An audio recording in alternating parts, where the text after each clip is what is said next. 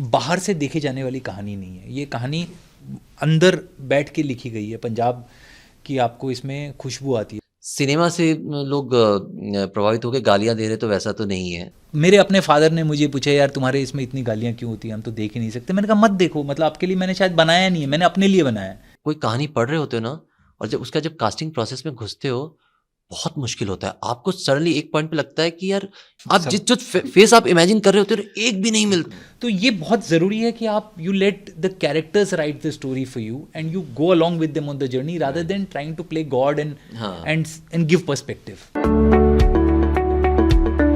This is Neeti Roy, आप देख रहे हैं फिल्मी बीट और आज हमारे साथ हैं नेटफ्लिक्स सीरीज कोहरा के director Randeep Jha and show runner Sudip Sharma.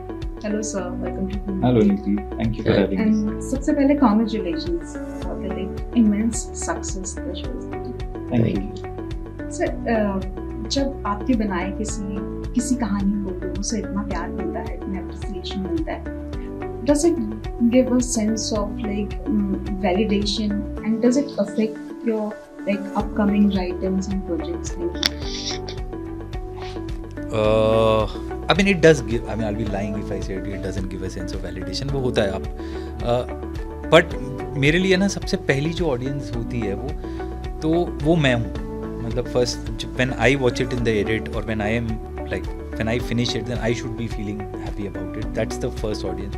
The second audience is जो आपका एक trusted group of friends, well wishers, family, जो भी आप उसको बोलिए, जो कई सालों से आपका काम देखते आ रहे हैं और जिनको पता है आपकी अच्छाइयाँ बुराइयाँ काम में आप वो क्या कर, so that they liking it is very important for me. I would say they liking it is more important to me than the larger audience liking it. If I make something which the people I respect around me, they watch it and say ये क्या था, and it goes on to become a super hit, I don't think it will give me that amount of satisfaction. तो वो है, but of course वो validation मिलता है, but I know it doesn't affect any sort of future writing. If anything, you know, I think the first thing we need to do is to purge ourselves of all the praise and whatever adulation that you get, because you know कुछ बनने के बाद उसका क्या reaction होता है वो ना आपके हाथ में है, और कभी कभी ना वो मैग्नीफाई हो जाता है compare to the actual quality of it, because आपको नहीं पता क्या चीज़ क्या क्लिक कर गई है।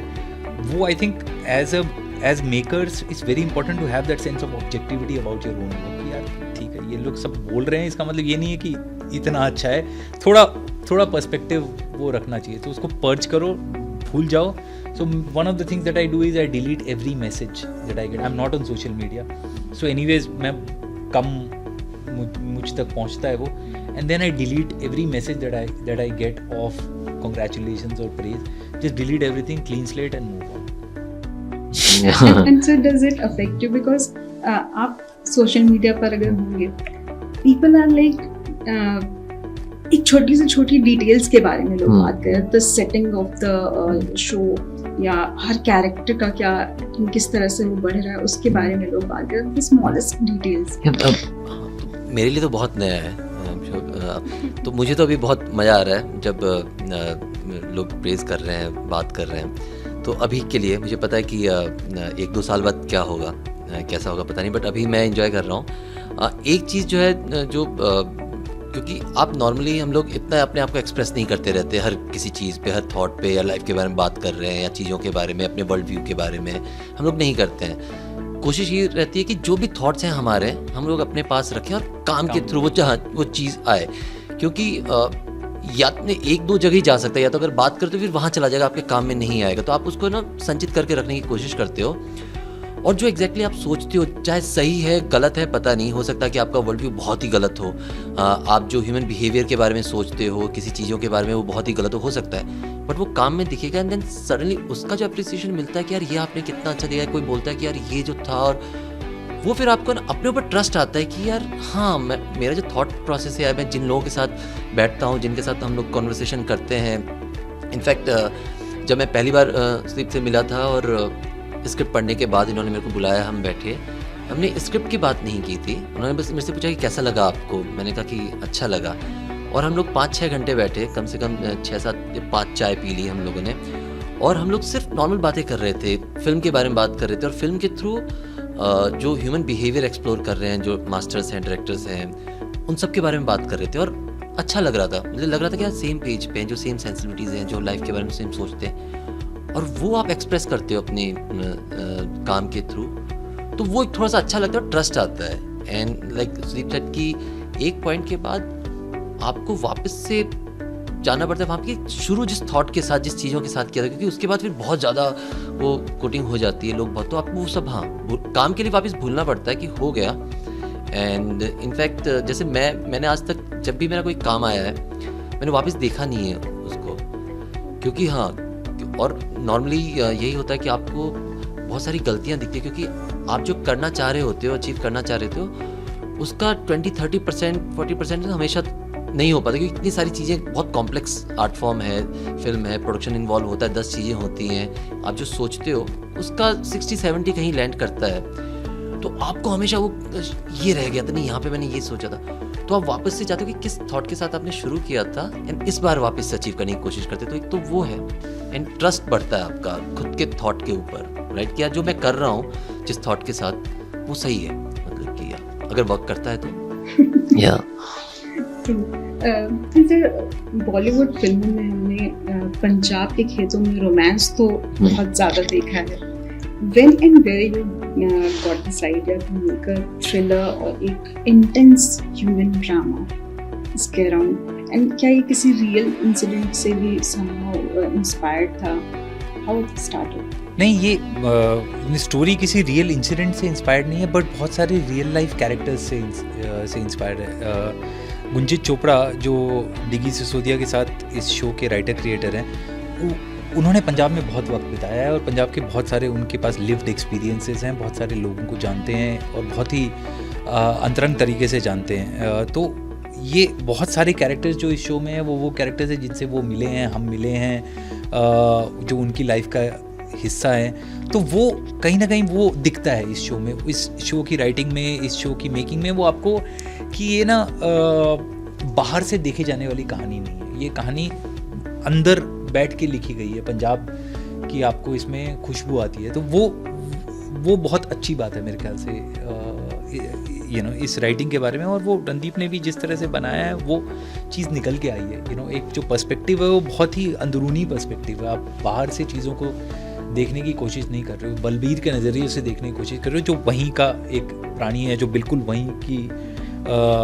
वहीं के कल्चर में रचा बसा है। तो वो सब चीज़ें आई थिंक काफ़ी इंटरेस्टिंग, काफ़ी क्लोजली ऑब्जर्व की हुई चीज़ें हैं, क्योंकि राइटिंग में ना काफ़ी क्लोजली ऑब्जर्व की हुई चीज़ें हैं। बहुत सारी चीज़ें ऐसी हैं जो हो सकता है कि आप क्वेश्चन करने लग जाओगे, राइटिंग लेवल पे मैं कह रहा हूँ कि यार ये, बट जब आपको पता चलता है कि ये आ कहाँ से रहा है, मतलब कि जो राइटर्स हैं वो पिछले 2-3 साल से इस पर काम कर रहे हैं। गुंजित जो है वो पंजाब को इतने अच्छे से जानते हैं, और इन्फैक्ट मैं गुंजित शायद 2016-17 में कह रहे थे, मेरे को आइडिया आया था गुंजित से बात, हाँ देखिए आइडिया आया था, सब आया था, एंड जब उन्होंने सुदीप को बताया था, तो फिर आप उस चीज़ पे क्वेश्चन नहीं करते हो, फिर आपका सीधा आता है कि यार ये इतने डीप रूटेड जगह से आ रहा है, तो मैं अपने आप को सरेंडर करता हूँ इसमें और समझने की कोशिश करता हूँ, एंड देन फिर उसको मतलब कि अपनाने की कोशिश करता हूँ। और इसीलिए जब शो भी देखते तो शायद लोगों ने क्वेश्चन नहीं किए हैं वो समाउ, क्योंकि मुझे लगता है कि लोगों के ऐसे एक्सपीरियंसेस हुए हो, बट वो कहीं ना कहीं आपके सबकॉन्शियस पे हिट कर रहा है वो क्योंकि वो बहुत क्लोज है ह्यूमन बिहेवियर के, चाहे आप ऑब्जर्व करते हो ना करते हो। अगर ये बात मैं वैसे जनरली किसी दोस्त को बताऊंगा तो वो सबसे पहले बोलेगा कि कुछ भी बोल रहा है, क्या बोल रहा है, ऐसे थोड़ी होता है, हुआ होगा, वन ऑफ द इंसिडेंट हुआ होगा, बट जब आप देख रहे हो तो सडनली वो फील कर रहे हैं उस मोमेंट को, उनको सच लग रही है चीज़ें। सो सर, जब आप एक ऐसा शो बनाते हो जिसमें it deals with not one but several themes, like patriarchy के बारे में बात करता है, ड्रग अब्यूज के बारे में बात करती है, operations against like over women के बारे में बात करती है, होमोफोबिया के बारे में बात करता है, how do you take care कि किसी के सेंटिमेंट्स हर्ट नहीं, specially in times like this? I think मतलब उसमें अगर आप इन चीज़ों के बारे में बात करने के हिसाब से कोई चीज़ बनाओगे ना, तो आप ज़रूर किसी न किसी का सेंटिमेंट हर्ट करोगे। जहाँ आप वो पोजीशन लोगे ना कि मुझे इन चीज़ों के बारे में देखो कितना पता है, और मैं तुमको बताता हूँ कि देखो होमोफोबिया क्या होता है, उसके होने से उसके कारण क्या हैं और उसके इफ़ेक्ट्स क्या हैं, आप वहाँ पे गड़बड़ कर दोगे। That talking down to the audiences वाली जो एक सिनेमा फिल्म मेकिंग होती है, जो हमारे यहाँ पे बहुत ज़्यादा होती है। आई थिंक आप सिर्फ कैरेक्टर्स के बारे में बात करो और कैरेक्टर्स के नज़रिए से अगर उनको देखोगे ना, तो ये वाली दिक्कतें नहीं आती है, बिकॉज आप कुछ नहीं बोल रहे हो, वो कैरेक्टर बोल रहा है। जो हो रहा है आप सिर्फ उसके नज़रिए से देख रहे हो, आपका पॉइंट ऑफ व्यू आप उसमें घुसाने की कोशिश नहीं कर रहे हो, आप ऑब्जेक्टिव रहने की कोशिश कर रहे हो, आप ना जजमेंटल होने की कोशिश कर रहे हो उन चीज़ों को लेकर के। और कहीं ना कहीं हर एक जो कैरेक्टर है वो अपने हेड में जस्टिफाइड होता है। वो अगर वो जस्टिफाइड अगर नहीं है तो गड़बड़ है आपकी, मतलब he should be believing that what he is doing is right, because हर आदमी अपनी कहानी का हीरो है, राइट। तो all of these character, Steve जो अपने नज़रिए से देख रहा है वो अपनी कहानी का हीरो है, उसको लग रहा है मेरे साथ गलत हुआ, मेरे साथ ये गलत हुआ, मेरा बेटा गलत ट्रैक पे गया, मुझे इसके बारे में बताया नहीं गया, इसकी वजह से ये सब हुआ, तो व्हाटएवर, लास्ट में उसका जाकर के वो रियलाइजेशन आता है। तो ये बहुत ज़रूरी है कि आप you let the characters write the story for you and you go along with them on the journey rather than trying to play God and give perspective. यार मैं आपको बताता हूँ कि दुनिया में क्या गलत होता है। और काफ़ी कुछ जो है वो मतलब कि आपके पर्सनल जर्नी से भी आता है कि अगर अब आपका थॉट प्रोसेस किसी अलग टाइप का तो वो दिखेगा, मतलब कहते हैं ना कि राइटर मेकर जो होते हैं दिखता है उनका कि वो कौन है, क्या है, कैसा है। तो काफ़ी कुछ है कि अगर आप अपनी पर्सनल लाइफ के लिए ऑनेस्ट हैं अगर, तो वो दिखेगा आपका कि आप किस तरीके से चीज़ों का कर लेते हो। अगर आप गलत तरीके से गलत चीज़ों की प्रैक्टिस कर रहे हो अपनी लाइफ में, वही आपका थॉट होगा, वही दिखेगा और वो पता चलता है। तो बहुत कुछ वैसा होता है, मतलब कि वो फिल्म मेकिंग वो 1-2 महीने में थॉट किया हुआ चीज़ नहीं है, वो करीब 10-12 साल 20 साल की जर्नी होती है। धीरे-धीरे आपकी लाइफ होती है। जिस टाइप के कॉन्वर्सेशंस आपने किए हैं अपने दोस्तों के साथ, जिस तरह की चीज़ों को आपने रियलाइज़ किया है, उसको क्लियर किया कि अच्छा हाँ मुझे पहले नहीं था, अब मुझे रियलाइज़ हुआ है, ओके। क्योंकि आप ग्रो करते हो धीरे-धीरे, इवॉल्व करते हो लाइफ में धीरे-धीरे। और वही चीज़ हो सकता है कि शायद आज से 10 साल बाद वापस से अगर ये देखें तो लगेगा कि अरे यार ये हो सकता है। आप पुरानी फिल्म देखते हो कभी लगता है कि अच्छा ये शायद ये रह गया था, पहले मैं ये सोचता था। तो वो आपकी लाइफ का भी डॉक्यूमेंट है। Document exactly. आपका काम जो है आपकी उस वक्त in that moment of time जो आपकी सोच थी, वो कहीं ना कहीं आपका काम उसका भी डॉक्यूमेंट है। तो हाँ, दिखता है, राइट। वो आज का है कि मतलब कि ये 2022-23 में हम लोग कैसे थे, हमारी कॉन्वर्सेशन कैसी थी, वो इसमें है। अब आगे चेंज होंगे तो थोड़ा सा बदलाव आएगा, तो वो है। एंड लाइक जैसे सही बताया इन्होंने कि वही है कि कैरेक्टर्स जो है सब अपने ट्रुथ में हैं और आप उनको जज करने की कोशिश ना करो। मुझे याद है मैं शॉर्ट फिल्म अबाउट किलिंग जब देखी थी तो बहुत छोटे में, और मैं पहली बार हिल गया कि अच्छा यार किलर को लेके भी इस तरह की पर्सपेक्टिव रखी जा सकती है क्या किसी सिनेमा में। क्योंकि मैंने अलग तरीके से हमेशा किलर्स को, मर्डर को देखा है, और उसके बावजूद आप जस्टिफाई नहीं कर रहे हो किलर को, एक बार भी उस एक्ट को जस्टिफाई नहीं किया हुआ है। बट जो घटना घटी है उसको लेके आप बहुत ही, उस त्रासदी को लेके आप बहुत ही विचलित होते हो कि यार काश, क्योंकि उस इंसान की भी लाइफ इतनी प्रीशियस है, वो भी ख़त्म हो गई। तो वो आपको समझ लगता है कि किया कैसे है, कि आपको किलर को जस्टिफाई भी नहीं किया है, उसके लिए एम्पैथी भी आ रही है, घटना के लिए आपको बुरा भी लग रहा है, और सेम टाइम आपको लगता है कि ऐसा किसी के साथ नहीं होना चाहिए जो ये एक्ट हुआ है। तो वो जो बैलेंस आप धीरे धीरे धीरे समझने की कोशिश करते हो, और कितना समझते हो वो आपके काम में दिखता है। So yeah. Changing about your thoughts. कुछ साल पहले एक फिल्म आई थी चंडीगढ़ तेरे आशिकी, that didn't do too well on box office. तो उसके बाद आयुष्मान खुराना ने कहा था कि sadly our country is homophobic. Somehow this show deals with a theme of homophobia. Do you think OTT gives you the freedom which cinema can't? अब वो film मैंने देखी नहीं है, so I can't comment on that particular film, but about the thought, I don't think ऐसा कुछ होता है कि आपको ये आप होमोफोबिक हो इस वजह से अगर इस बारे में फिल्म है तो आप नहीं देखोगे। आई थिंक आप what really works is whether the film works or the show works for you, the story works, whether the characters work, you would buy into it. You don't necessarily have to believe और even understand what it means. अभी Oppenheimer लगी हुई है, अब मुझे नहीं पता atomic bomb कैसे बनाते हैं, किसने बनाया था, क्यों बनाया था, बट मैं जाके देखूंगा, because you know if you want to see how the story is getting told, and if it is told in a satisfying manner, I don't think it is a function of कि यार ये इस वजह से work करता है या इस वजह से वर्क नहीं करता है। I think that's a simplistic way of looking at things. वो डिपेंड करता है कि आप किस तरीके से दिखा रहे Yeah. हो, वो बहुत क्या मैटर गेज करता है आपकी, क्या right. पॉइंट ऑफ व्यू है, आपने किस तरीके से वो कहानी बोली है। The most important thing is really the story, you know, the most important thing is really the story. The story connects, the characters connect, your whole. Like in fact मेरे बहुत से दोस्त हैं जो बहुत सारी चीज़ों से एग्री नहीं करते हैं रियल लाइफ में, बट जब वो ये चीज़ देख रहे हैं तो वो क्वेश्चन नहीं कर रहे उन चीज़ों को लेके, है ना। लाइक हैप्पी टुगेदर जब फिल्म है, वो बहुत से लोग हैं जो रियल लाइफ में शायद होमोफोबिक होंगे, बट आप फिल्म देखो, आप बिना मूव किए हुए रह नहीं सकते हो, मतलब कि आपको मूव कर देती है वो फिल्म जब आप देख रहे होते हो। तो डिपेंड करता है कि आप कैसे दिखा रहे हो चीज़ों को, किस पर्सपेक्टिव से दिखा रहे हो, तो वो है। सर आजकल OTT सेंसरशिप को लेकर भी काफ़ी बातें होती हैं। रिसेंटली एक इवेंट में Salman Khan also advocated about it. What's your like, आपकी क्या व्यूज़ हैं इस बारे में? I don't think there should be any kind of censorship for anything, be it OTT, be it film. There should be an internal ethical compass that filmmakers should have inside them, which guides them as to where you can go, where you cannot go, or if you're going in a certain direction, how you should be going about it. वो कहीं ना कहीं आपका perspective दिख जाता है, वो ठीक है, बिकॉज मोरालिटी बहुत पर्सनल होती है। आपके लिए कोई चीज़ मॉरल है, मेरे लिए वो सेम चीज़ इमोरल है, एंड वाइस वर्सा, ठीक है। मतलब ये जो बहुत सारे लोग हैं जो इस बारे में बात करते हैं कि यार इतनी गालियाँ क्यों दी है, you see them talking to their employees, कि घर में जो एक पहले तो 14 साल का एक बच्चा काम कर रहा है तुम्हारे घर में, जो एथिकल मॉरल तो छोड़ दो, वो इलीगल है स्ट्रेट अप, बट वो है आपके घर में, उसको आप चांटा भी लगा देते हो, ठीक है, उसको आप 4 गालियाँ भी दे देते हो कि काम क्यों नहीं हुआ। तो वो ये वाले जो ये बहुत डिफरेंट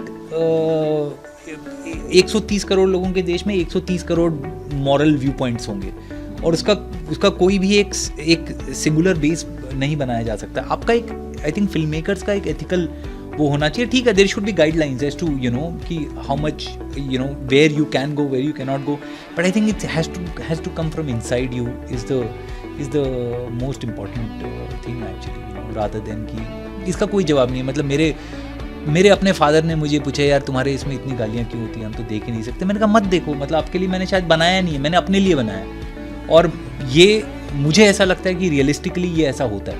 मुझे ऐसा लगता है कि पंजाब के किसी बस स्टैंड पे मैं जाके खड़ा हो जाऊँ तो जितना मैंने दिखाया उससे 10 गुना शायद मुझे सुनाई दिया जाएगा। और आप जब ये गालियाँ लिखते नहीं हो, आप कैरेक्टर्स को वहाँ पे छोड़ते हो उस सिचुएशन में, और वहाँ उनको बोलते हो आप क्या फील कर रहे हो। आप ये आदमी हो, आप ये ट्रक ड्राइवर हो जिसके साथ वाला जो है मर्डर के जिसके आपका ये पूरा एंटेंगलमेंट चल रहा है और वो भाग गया है, अब आप स्ट्रेस में हो, अब आप प्लीज़ फील करो इस मोमेंट को और आप बोलो आप क्या बोलोगे, और वो वहाँ से निकलता है, रादर देन कि यार मतलब स्कूल के बच्चे थोड़ी हैं कि गालियाँ सुना करके हमें मज़ा आएगा। मतलब that like I am too old for that. मतलब वो 7वीं 8वीं तक करके छोड़ देते हो, अरे यार मैंने ये गाली दे दी, कितनी बड़ी बात की है। What's your viewpoint on like? हाँ वो ये कि अब खुद की अपने आर्टिस्ट की खुद की रिस्पॉन्सिबिलिटी होनी चाहिए, अब नहीं है तो नहीं है। बस हाँ ये है कि वो एक उस दायरे में होना चाहिए कि जो लॉ एंड ऑर्डर के दायरे में कल को मतलब कि कोई सडनली मास मर्डर को जस्टिफाई करने लग जाए, फिल्म बना रहा हो धीरे धीरे वो, मतलब कि तो वो सब है, तो जो हो भी रहा है हाँ जो तो वो सब है, लेकिन हाँ खुद की रिस्पॉन्सिबिलिटी होनी चाहिए। Then in the end society, मतलब कि अगर आप ये बोल रहे हो कि सिनेमा से लोग प्रभावित होकर गालियाँ दे रहे, तो वैसा तो नहीं है। आई मीन फिल्में तो मैंने बहुत बाद में देखी है, लेकिन पुराने इनफैक्ट राजस्थान में कई शादियों में गाने हैं जो जिसमें फॉल लैंग्वेज यूज़ होता है, बहुत अच्छे तरीके फोक सॉन्ग में कई चीज़ें यूज़ होती हैं गालियाँ। उसके अलावा बहुत ओपनली बोली जाती हैं, तो ऐसा नहीं है कि तो इनफैक्ट मुझे लगता है बहुत कम यूज़ होता है जो गालियाँ वालियाँ सिनेमा में इतना तो, बट एक्चुअली हमने तो बहुत ही कम यूज़ करते हैं, ऐसा कुछ है भी नहीं। और आपको दिख जाता है कि वो वो एक पार्ट है उस स्टोरी टेलिंग का उस वक्त उस कैरेक्टर का, या फिर इम्पैक्ट के लिए वो बोली कोई भी जाती है? चीज़ इफेक्ट के लिए नहीं करनी हाँ, चाहिए, मुझे ऐसा लगता है। right. चाहे वो गालियाँ हो, वायलेंस हो, सेक्स हो, जहाँ आप इफेक्ट के लिए वो करते हो ना कि अच्छा चलो एक वायलेंट सीन दिखाते हैं, देखो अभी मेरे पास ये वीडियो में मैं दिखाता हूँ, या एक सेक्स सीन दिखाते हैं या गालियाँ देते हैं, जहाँ आप वो करने लग जाते हो ना, वहाँ वो दिखता है वो लैक ऑफ ऑनेस्टी और फॉर इफेक्ट वाली बात वो आपके काम में दिखती है। So Deep sir, you have been like creatively involved with many of the thrillers like Patal Lok हो गया, NH10 हो गया, Swam Chiraiya and many more. Can you share about your fascination with like violence and its consequences? So I mean, मेरा fascination यही है कि I'm trying to understand it. You know, I'm really trying to understand why men do what they do, men or women. What is it? Because कहीं ना कहीं आप society को समझने की कोशिश कर रहे हो, देश को समझने की कोशिश कर रहे हो अपने काम के जरिए। मेरे केस में ये लागू होता है कि, और उसको आप देखते हो कि अगर ये हो रहा है तो क्यों हो रहा है, कौन लोग हैं जो ये कर रहे हैं और किन वजहों से वो कर रहे हैं, वो भी बहुत ज़रूरी है समझना। और अगर ये सिस्टमिक फेलियर्स नहीं होते या इनका बैकग्राउंड अलग होता है तो क्या ये फिर भी वायलेंट होते? And you are trying to understand a lot of those things about about the country and about its people through your work. तो मेरा वो वहाँ से आता है। ऐसा मतलब मैं रियल लाइफ में बिल्कुल भी वायलेंट नहीं हूँ। मैंने आई डोंट थिंक किसी को कभी लाइफ में थप्पड़ भी मारा है। छोटे में स्कूल में 2-4 लड़ाइयाँ हुई होगी, उसके अलावा कभी बिल्कुल भी नहीं। मतलब ऊंची आवाज़ में भी ज़्यादातर बात नहीं करता हूँ। तो बट ये नहीं है कि मेरा वायलेंस से फैसिनेशन है या वैसा वाला कुछ है, बट एक्शंस और उनके रिपरकशंस वो आप समझने की कोशिश कर रहे हो अपने काम के जरिए। तो वो बेसिकली वो वहीं से आता है। And it's not I don't do it with Glee. It's not I don't enjoy writing about it. It's not that. You yourself go in a very dark space while trying to do that. It's not easy to get into it, to come out of it, but you do it because it is drawing you, and it will be a cheat to then not write about that and instead write a rom-com. I mean, अगर आपके दिल से आ रही है तो अच्छी बात है, आप rom-com लिखिए, पर मेरे दिल से ये निकलता है। और एक चीज़ और एक जैसा उन्होंने बताया कि वो ये कि आप सॉल्यूशन देने की कोशिश, आपको क्या, आप हो कौन कि मैं किसी नहीं कि मैं बताता हूँ कि नहीं ये सही है ये गलत है। मुझे लगता है कि वहाँ थोड़ी सी गड़बड़ हो जाती है। आप बस वो एक क्वेश्चन है कि अरे ये है, ये सही है गलत है, और आप उसको समझने की कोशिश करते हो और वो एक कॉन्वर्सेशन शुरू करता है। हो सकता है कि वो 3 और क्वेश्चन रेज करे वो चीज़ कि अच्छा आप ये क्वेश्चन था कि यार ये जो अरेंजमेंट है ये सही है गलत है, और आप उसके अंदर घुसे और उसने और 3 और सवाल पैदा किए। ठीक है, तो कहीं ना कहीं आप ट्रुथ के तरफ जाते हो। ट्रुथ एक्चुअल में है क्या वो पता नहीं। आज से 10 साल पहले जो हमारी मोरालिटी थी वो चेंज हुई है, 100 साल पहले थी वो चेंज हुई है। तो वक्त के साथ साथ चीज़ें बदलती रहती है, बट आप थोड़ा थोड़ा ट्रुथ के करीब जाते रहते हो और कॉन्वर्सेशन शुरू होता है। सॉल्यूशन देने मुझे लगता है कि वो एक गलत अप्रोच हो जाता है कि यार मैं बताता हूँ कि नहीं ये नहीं, ये सही होना चाहिए। नहीं पता है, आप सिर्फ समझने की कोशिश कर सकते हो। And did Urta Punjab experience somehow helped you in this?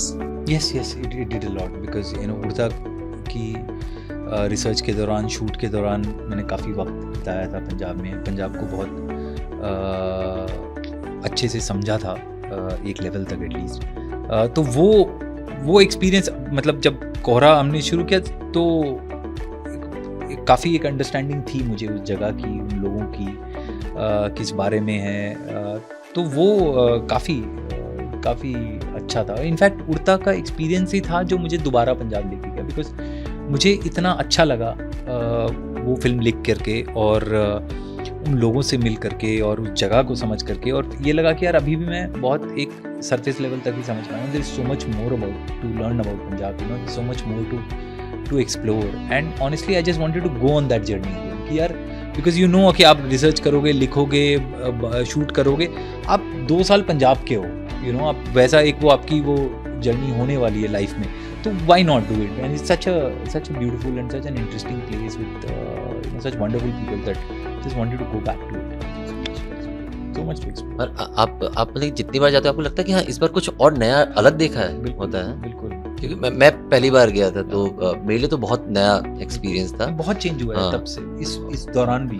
पिछले 6-7 सालों में भी काफ़ी चेंज आया है। और दूसरा, पंजाब की एक बहुत अपने आप में एक बहुत स्पेशल जगह है इंडिया में। अगर आप देखें ना, आप नॉर्थ इंडिया की अगर बात करें तो ये जो पूरा बीमारू बेल्ट है, उसमें आप हरियाणा भी ऐड कर दीजिए, वो ये इनका एक कोई भड़कने वाला है कि हाँ नहीं, मतलब अगर इनका नाम है इन 4 स्टेट्स का, बिहार, मध्य प्रदेश, राजस्थान, उत्तर प्रदेश, हरियाणा, अगर आप इनको अगर आप देखें और पंजाब को देखें तो एक अलग एक पर्सनैलिटी है। मैं सिर्फ पर्सनैलिटी के इस बात से बात करूँ, चाहे वो रिलीजन के लेकर के हो, कल्चर को लेकर हो, जुबान को लेकर के हो, खाने को लेकर के हो, बहुत एक अलग स्टैंड आउट करता है वो, और वो एक्सप्लोर करना बहुत इंटरेस्टिंग है। इट इज़ शायद अगर आप किसी कहानी को आप यूपी से उठा करके बिहार में डाल दो, उसमें आपको थोड़े बहुत चेंजेस करने पड़ेंगे, शायद वो कहानी वर्क करेगी, बिकॉज मोर और लेस डायनामिक्स सेम है। जब आप पंजाब जाते हो डायनामिक्स बिल्कुल बदल जाते हैं, लोगों के, जगह के, कल्चर के बिल्कुल डायनामिक्स बदल जाते हैं। वो बहुत इंटरेस्टिंग है कि बिल्कुल at the heart of India, at the heart of north India होकर के भी इसकी अपनी एक यूनिक आइडेंटिटी है। True. And sir, a lot we talked about the casting of the series. Casting में कितना किस तरह से आपने वो किया, लाइक वरुण सोपती को एंड सुविंदर सर को, उन्हें कैसे लॉक किया एंड उनको इस स्पेस में ले जाना कितना आसान है, कितना मुश्किल है? सो आई मीन ये सुविंदर विक्की पहले से ही कास्ट थे, क्योंकि स्लीप में उनके साथ काम किया था। उड़ता पंजाब में उन्होंने एक छोटा सा रोल किया था, और वो पातालोक में भी एक छोटे से रोल में थे। तो जब मैं आया था तो पहला जो उन्होंने मेरे को दिखाया कि अच्छा बलबीर जो है वो ये कर रहे हैं, और मैंने देखा, और मेरे लिए एक एक्टर की वॉचेबिलिटी सबसे ज़्यादा होनी चाहिए। जब आप उसका फेस देखते हो, गुड लुकिंग या वो नहीं, बट वो वॉचेबल होना चाहिए अपनी स्पेस में, कैरेक्टर में, आपको देख के लग जाता है। एंड ट्रस्ट मी, जब आप कोई कहानी पढ़ रहे होते हो ना, और जब कास्टिंग प्रोसेस में घुसते हो, बहुत मुश्किल होता है। आपको सडनली एक पॉइंट पे लगता है कि यार एक भी चेहरा जो मेरे दिमाग में, क्योंकि ना वो आप जो फेस आप इमेजिन कर रहे होते हो, एक भी नहीं मिलते हैं। मतलब कि मेरे प्रीवियस प्रोजेक्ट्स में ऐसा हुआ है कि यार एक भी नहीं मिल रहा, और आपने कास्टिंग डायरेक्टर बोल रहे हैं कि यार नहीं यार और कुछ जुड़ा, फिर फाइनली आप सोचते हो कि चलो ठीक है, इसी के साथ मैं कॉम्प्रोमाइज़ करता हूँ, यही है मतलब कि, एंड देन धीरे धीरे आप उसके साथ उसको बिलीव करने लग जाते हो। बट सुविंदर विक्की का चेहरा देखते ही ना, और क्योंकि उन्होंने चौथी कूट मैंने उनकी बस फिल्म देखी थी, तो आपको तुरंत बिलीव हो जाता है कि अरे यार ये है, और वो फेस में था उनका। एंड बाकी कास्टिंग, निकिता ग्रोवर जो कास्टिंग डायरेक्टर है, और मैं और सुदीप, हम लोग थोड़े से उस सेंसिबिलिटी से आते हैं कि कोई भी सेम क्लीशे और वैसे वाली जोन की कास्टिंग नहीं होनी चाहिए, कुछ यूजुअल कास्टिंग नहीं होनी चाहिए, थोड़ा अलग हो, फेसेस अलग, हाँ, और फेसेस अलग हो, फेसेस इंटरेस्टिंग हो। मतलब कि हमने ऑडिशन देखा और एक्टर अच्छा होना चाहिए, तो हमने कई तो यार ये चेहरा अच्छा लग रहा है, और परफॉर्मेंस भी अच्छी है इसकी। तो आप अगर देखोगे, इनफैक्ट जो क्या कॉप का नाम क्या है, वो सतनाम है, बहुत डिफरेंट पंजाब पुलिस है वो, वीरा की कास्टिंग है, साकार की कास्टिंग है, वो किसी भी आपके वो टिपिकल क्लीशे उसमें नहीं बैठते हैं। तो निकिता ने काफ़ी एक्सप्लोर किया। वरुण के साथ मैं हलाल कर चुका था, और मेरा एक्सपीरियंस काफ़ी अच्छा था। और हम लोग जब ढूंढ रहे थे गरुंदी का कैरेक्टर, काफ़ी सर्च किया, काफ़ी किया। एक एक्टर थे जो काफ़ी सही लगे, उनसे बात की, ये हुआ, बट डेट का कुछ इशू था। देन सुदीप का आइडिया था कि वरुण को ट्राई करें क्या, और एक चीज़ था कि यार पंजाबी अच्छी आनी चाहिए, उनको आती थी, तो वैसे वो ऑन बोर्ड आया। और बाकी कास्टिंग हुई, निकिता ने काफ़ी ढूंढा, काफ़ी किया। शी स्पेंड 3-4 months इन पंजाब, और वहाँ से ढूंढ के थिएटर सीन से, गांव से, गली से ढूंढ के उसने ये निकाले हैं। और हाँ, और वो ज़रूरी है, बॉम्बे में बैठ के नहीं, इसकी कास्टिंग नहीं हो सकती। एक जो मैंने इतने सालों में रियलाइज़ किया कि जैसे बॉम्बे में आप अगर वॉक करोगे, आपको पता चल जाएगा ये एक्टर है। वो जो है ना, लैंग्वेज देख के, बॉडी लैंग्वेज देख के, बात करने से कि अच्छा आप एक्टर हैं, तो हाँ। आप जैसे ही बॉम्बे से बाहर जाओ, इवन आप दिल्ली में जाओ, आपको पूछना पड़ेगा कि हम क्या करते हैं, तो वो बताएगा कि मैं एक्टर हूँ। सैमुअल जॉन जो अपने शिंदा बने, हाँ, आप उनसे मिलोगे, आपको ऐसा बिल्कुल ना एक्टरों वाली बातें करते हैं, ना एक्टरों वाली वाइब आती है उनसे, बिल्कुल नहीं है। वो एक अपनी जिंदगी जी रहे हैं, एक्टिंग उनका पेशा है, राइट। वो चीज आनी बहुत जरूरी है, मतलब अगर आप इतनी रियलिस्टिक कहानी कह रहे हैं। वो उनकी लाइफ पैरेलल चल रही है, उनकी बीवी है, बच्चे हैं, या फिर और भी काम चल रहा है, फ्रेंड्स हैं, तो वो भी लाइफ चल रही है, पॉलिटिक्स है उनकी, वो सब डिस्कशन हो रहा है, उसमें बोलेंगे वैसे क्या करते, तो यार मैं एक्टिंग भी करता हूँ या मैं एक्टर हूँ या थिएटर करता हूँ। वो चीज़ जो है ना थोड़ी सी क्योंकि यहाँ पे 24/7 सिर्फ एक ही काम चल रहा था कि एक्टर सुबह उठते वापस से है, बॉम्बे है, मतलब कि आप कुछ नहीं कर सकते, वो यहाँ की हवा में है, फितरत में है। आप क्योंकि अगर आप बॉम्बे आए हो बाहर से तो आपको 24/7 उसी जोन में रहना पड़ता है। आप अगर कैफ़े भी जा रहे हो किसी से मिलने तो एज एन एक्टर आप हमेशा अपने आप को एज एन एक्टर प्रेजेंट करते हो। बाहर वो ब्रेक होता है, वो फैमिली मेम्बर भी है, वो किसी का बेटा भी, बहुत कमाल का एक फील है जो वहाँ के एक्टर से मिलता है। जो और एक ये भी था कि बहुत जल्दी यस नहीं बोल रहे थे हम लोग, मतलब कि नहीं और ढूंढो और ढूंढो, निकिता को बोलो कि और ऑप्शन लेके आए। तो काफ़ी मेहनत गई है इस कास्टिंग में और फाइनली काफ़ी अच्छे चेहरे होते हैं।